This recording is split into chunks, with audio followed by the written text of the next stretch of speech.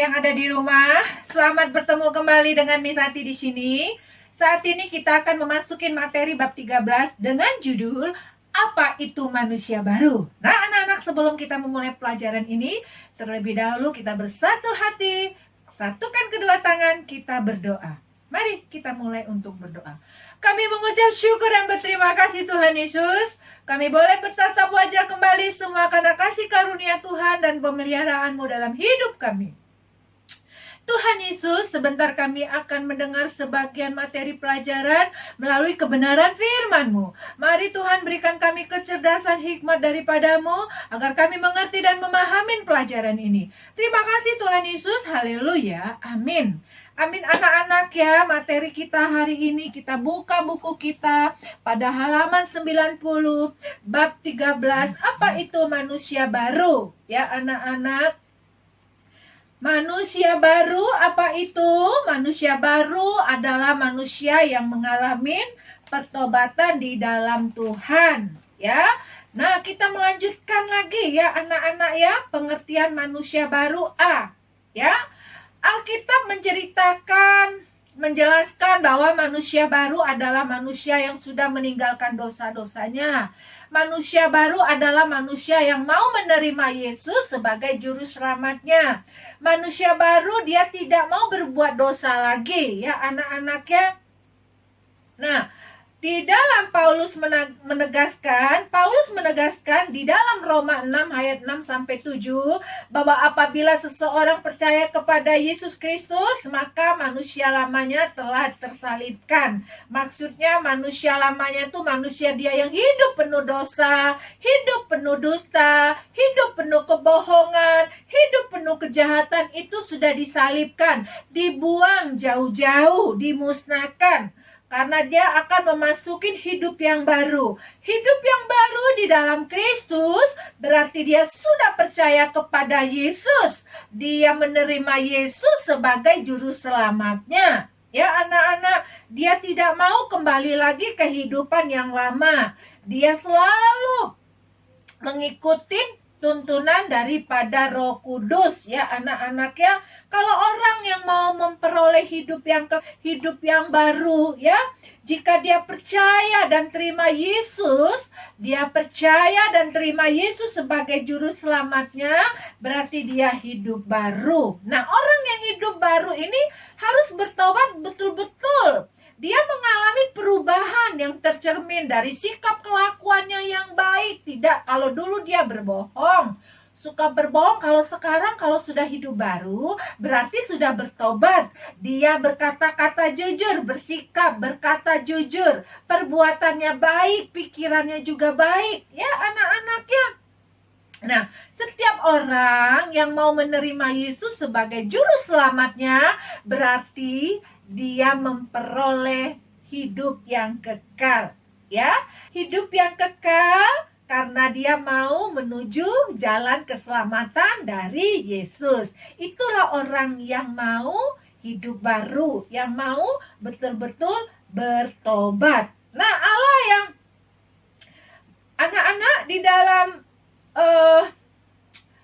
1 Yohanes 2 ayat 5, anak-anak, tetapi barang siapa yang menurutin firman-Nya, di dalam orang itu sungguh sudah sempurna kasih Allah. Dengan itulah kita ketahui bahwa kita ada di dalam Dia. Kalau kita sudah bertobat, kalau kita sudah mau hidup di dalam kebenaran di dalam Yesus, ya. Anak-anak, hidup kita diperbarui, kita akan menerima kedamaian, sukacita. Ya, anak-anak, cerita dari ada di sini di dalam buku ini bagaimana Tuhan Yesus bercakap-cakap dengan Nikodemus. Nikodemus ini bertanya kepada Yesus tentang dilahirkan kembali. Nikodemus adalah tokoh Yahudi. Ya, dia selalu mengajarkan Taurat dan hidupnya taat pada hukum Tuhan. Tetapi Nikodemus ini tidak mengerti apa yang dinamakan dilahirkan kembali. Dia bertanya, ya, dia bertanya dengan Tuhan Yesus, dilahirkan kembali itu apa? Dilahirkan kembali itu berarti sama dengan bertobat. dilahirkan kembali menerima Yesus sebagai juru selamat. Dilahirkan kembali itu sama dengan manusia yang baru. Jadi kalau kita bertobat itu manusia yang baru dinamakan dilahirkan kembali. Ya, anak-anak, ketika kita dilahirkan seorang ibu, ya. Nah, lalu kita dilahirkan lagi secara rohani, ya. Yaitu Roh Yesus, Roh Kudus ada di dalam hidup kita. Kita diperbarui lagi di dalam kebenaran firman Tuhan. Dulu kita berdosa hidup yang lama. Hidup kita dulu penuh dengan kebohongan. Tetapi kalau sudah manusia baru, kita tidak boleh lagi berbalik kepada hidup yang lama. Ya, karena kita kan sudah memohon ampun dosa, ya anak-anak ya. Kalau kita sudah manusia baru, berarti hidup kita ini dikuasai oleh Allah. Hidupnya pun baru, semua perkataan sikapnya baru. Ya, bukan anak-anak menjadi manusia baru itu bukan sekedar berubah perilaku saja. Tetapi semuanya anak-anak dosa kita ditahirkan, maksudnya disucikan. Dosa kita dihapuskan, dipulihkan menjadi orang yang tidak berdosa. Dulu kita berdosa, setelah bertobat Tuhan sudah mengampuni dosa kita. Ya anak-anak, Allah tidak hanya mengubah menjadi manusia yang baik, melainkan menjadi serupa dengan Kristus. Serupa dengan Kristus, teladan Kristus itu baik. Teladan Kristus itu bersikap kasih. Ya, hidup yang dikuduskan itu maksudnya anak-anak hidupnya dikuduskan seperti sedia kala saat pertama kali Allah menciptakan kita. Allah menciptakan kita pertama kali sesuai dengan gambar dan rupa Allah. Untuk itu kita tidak bisa berkuasa seperti Allah, tetapi kita diberi kuasa. Untuk itu anak-anak, Tuhan sudah menciptakan kita begitu baiknya. Mari kita melakukan kebaikan, ucapan syukur dengan tindakan sikap kita. Tetapi kadang-kadang orang tidak mengerti hingga dia jatuh dalam dosa. Nah anak-anak, manusia baru dilahirkan itu dia mengalami kekudusan dan kebenaran dalam hidupnya. Ya anak-anak. B, mengapa harus baru? Anak-anak, di sini ada cerita tentang anggur. Anak-anak tahu anggur? Buah yang sangat lezat, mahal harganya karena lezat rasanya, bermacam-macam. Anggur Amerika, anggur hitam, anggur apalah ya anak-anak ya. Yang namanya anggur pasti mahal. Nah kalau dulu anggur itu airnya diperas, air anggur bisa disimpan anak-anak, kadang difermentasi ya anak-anak ya. Nah air anggur bisa disimpan di buli-buli atau disebut kirbat, itu zaman dulu ya anak-anak ya. Kirbat itu biasanya terbuat dari kulit hewan, dijahit rapi agar tidak bocor ya. Nah kalau kirbat yang sudah tua tidak dapat menampung anggur yang baru karena kulitnya bisa sobek kalau menampung anggur yang baru. Nah, anggur yang baru harus tempatnya juga baru, kirbat yang baru. Nah, anak-anak ya, begitu pula anggur yang baru tidak diisikan ke dalam kantong kulit yang tua, karena jika demikian kantong itu akan koyak sehingga anggur itu terbuang dan kantong itu pun hancur. Tetapi anggur yang baru disimpan orang dalam kantong yang baru pula, dan dengan demikian terpelihara kedua-duanya. Anak-anak kalau mempunyai anggur yang baru maksudnya kita tempatnya pun harus yang baru, tidak boleh yang lama. Kalau yang lamanya nanti anggurnya kantongnya bisa kantong yang lama bisa bocor, bisa rusak, anggurnya tertumpah. Nah, demikian juga manusia lama berbeda dengan manusia baru. Kalau manusia lama tidak boleh lagi hidup dengan kehidupan yang lama, harus kehidupan yang baru anak-anak. Ya, kalau kita sudah bertobat, kehidupan lama kita buang. Kehidupan baru tidak boleh kita memasukin kehidupan yang lama. Kalau sudah hidup baru, kita berjalan dengan suasana baru, dengan hidup kebenaran yang dipimpin oleh Tuhan. Ya anak-anak, manusia baru adalah milik Allah, bukan milik iblis. Nah, kalau manusia lama itu miliknya iblis. Tapi kalau kita sudah diperbarui seperti anggur baru, tempatnya harus baru. Demikian juga kalau manusia baru, terlahir baru, hidupnya dikuasai oleh Allah, milik Allah. Ya anak-anak, semua harus berubah, karakternya berubah menjadi baru. Nah, tidak boleh lagi disimpan kepada kehidupan yang lama seperti anggur tadi. Anggur baru tidak boleh ditaruh di tempat yang lama. Anggur baru harus tempatnya anggur baru, tempat yang baru.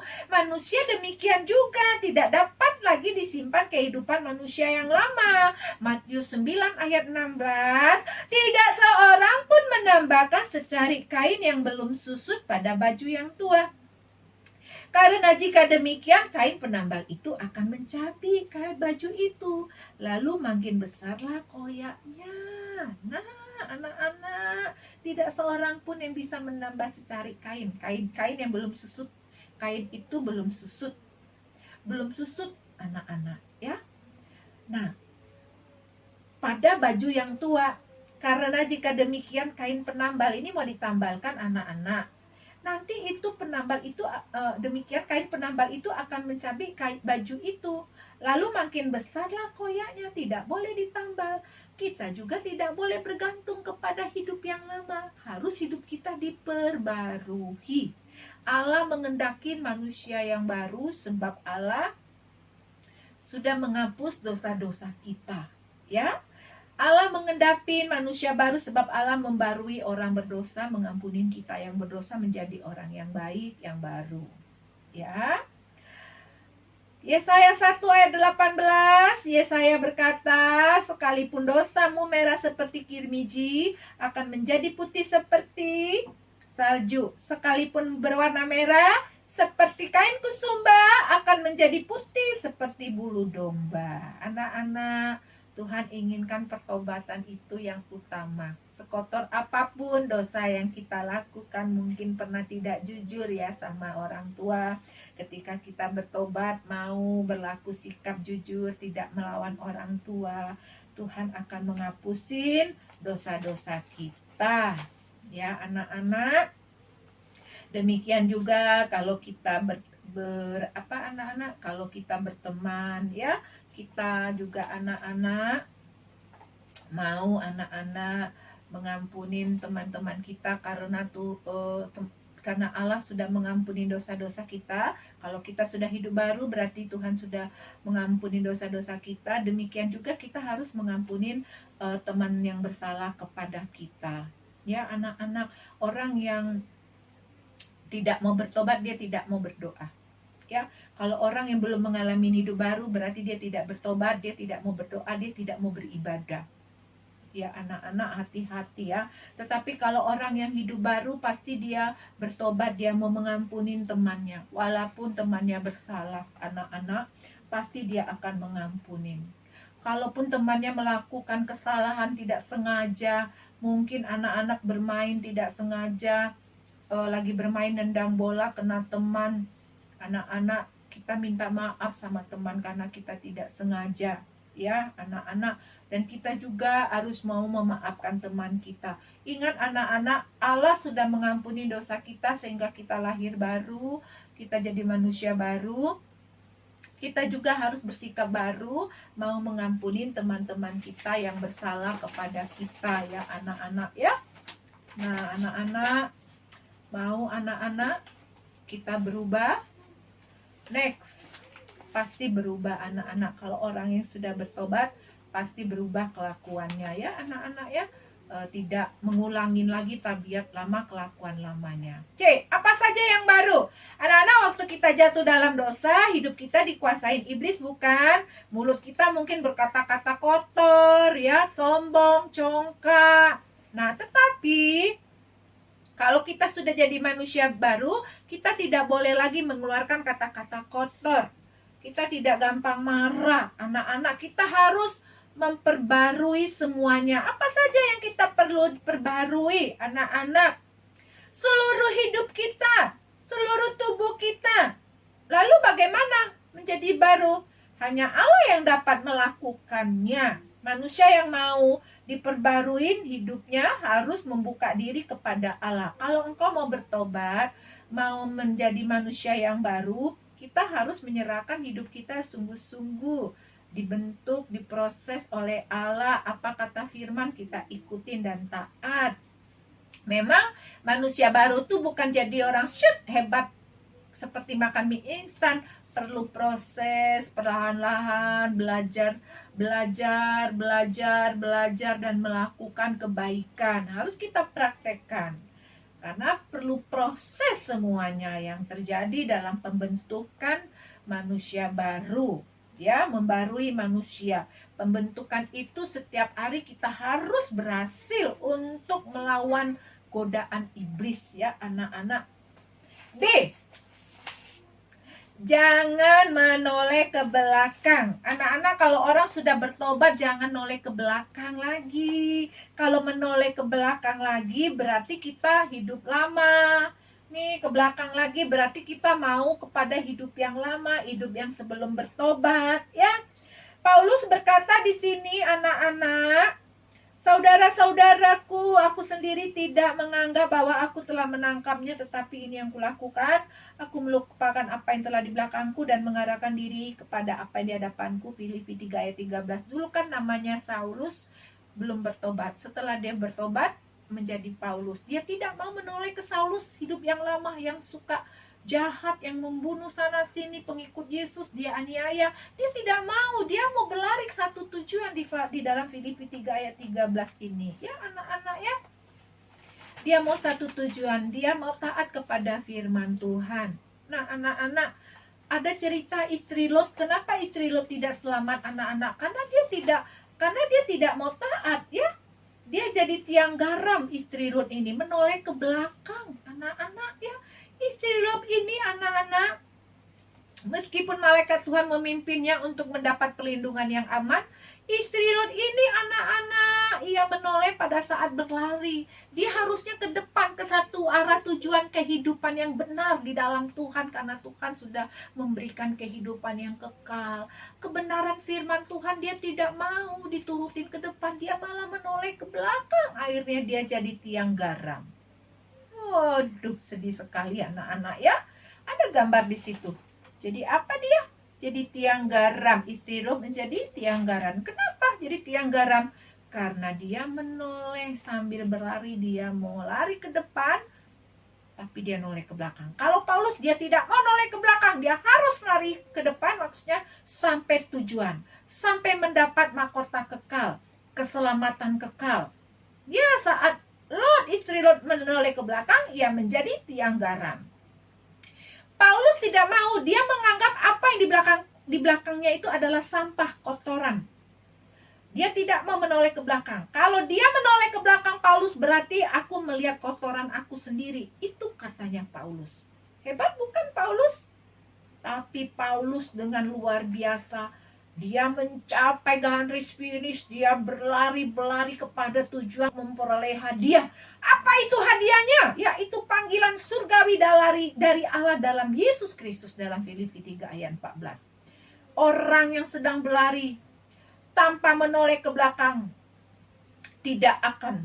Orang yang sedang berlari tetapi menoleh ke belakang tidak akan selamat, tidak akan dapat keselamatan. Anak-anak ingat, ya. Kita sekarang sudah bertobat, jangan lagi. Hidup kita sudah jadi manusia baru, lahir baru, jangan noleh ke belakang. Karena di belakang adalah kotoran, sampah, dosa kita jangan kita lihat lagi. Tetapi kita harus mencapai kebenaran, yaitu ke depan, sampai tujuan, mendapat mahkota kekal. Jadilah manusia baru yang tidak tergoyahkan. Anak-anak mau sampai tujuan akhir kita? Mari kita tujuan akhir kita adalah kehendak Allah, mencapai hidup yang kekal. Mari kita percaya menerima Yesus sebagai Tuhan dan Juru Selamat. Itulah dinamakan hidup yang baru. Jangan hidup lagi kehidupan yang lama. Kalau kita menoleh kehidupan yang ke belakang, berarti kalau menoleh ke belakang seperti istri Lot tadi yang jadi tiang garam, berarti dia menoleh kehidupan yang lama. Berarti dia jalan ke kehidupan yang lama. Murid Yesus ada anak-anak, siapa? Si Petrus, anak-anak. Dia mengalami perubahan hidup yang luar biasa. Dia menjadi murid Yesus, anak-anak. Dia meninggalkan manusia lamanya, anak-anak ya. Dia menjadi manusia baru setia menginjilin. Petrus, anak-anak yang dulu penjala ikan, dia tinggalkan. Dia sekarang menjadi murid Yesus yang setia memberitakan kebenaran firman Tuhan. Kalau orang yang tidak mau bertobat berarti hidup lama. Ya. Dia tidak akan melihat kerajaan Allah, dia tidak akan menerima keselamatan daripada Tuhan Yesus. Dia tidak memperoleh keselamatan. Kalau sudah bertobat sungguh-sungguh, jangan lihat ke belakang. Akibat lihat ke belakang tidak mendapat hidup yang kekal. Kalau manusia baru itu berarti dia mau hidupnya diperbarui oleh Yesus dan dia percaya oleh Yesus. Roma 12 ayat 2a mengatakan, ayo kalau kita sudah bertobat dengan hidup baru, janganlah kamu serupa dengan dunia ini, tetapi berubahlah oleh pembaruan budimu. Kita berubah, anak-anak. Kalau manusia lama itu duniawi, yang suka hura-hura, yang berbohong, yang tidak jujur, yang berbuat jahat, itu duniawinya banyak. Tapi di Roma 12 ayat 2a ini kita belajar untuk memperbarui sikap kita yang layak di hadapan Allah. Nah, anak-anak, demikianlah pelajaran 13 ini. Anak-anak, semoga di dalam materi ini anak-anak bisa mengerti apa itu manusia baru, manusia yang terlahir baru, dan kita benar-benar menuju satu arah ke depan. Tidak boleh menoleh ke belakang lagi. Orang yang menoleh ke belakang hidupnya berarti tidak selamat. Dia kembali ke dalam hidup yang lama. Mari anak-anak, semua kita adalah manusia baru. Kita tertuju seperti Paulus tadi mengatakan, bukan sembarang berlari, tapi berlari sampai tujuan agar mendapat mahkota hidup yang kekal, keselamatan dari Allah. Tuhan Yesus memberkati. Kita bersatu dalam doa. Kami mengucap syukur dan berterima kasih. Kami sudah menerima Tuhan tentang materi apa itu manusia baru. Tuhan, pulihkan kami, ampuni dosa kami. Kami mau belajar setia. Kami tidak mau menoleh ke belakang. Karena kami kalau menoleh ke belakang berarti kami hidup dalam dosa. Tuhan, kami bersyukur Engkau sudah mengampuni dosa kami. Terima kasih Tuhan. Di dalam nama Tuhan Yesus, haleluya, amin. Sampai di sini anak-anak, Tuhan Yesus memberkati. Shalom.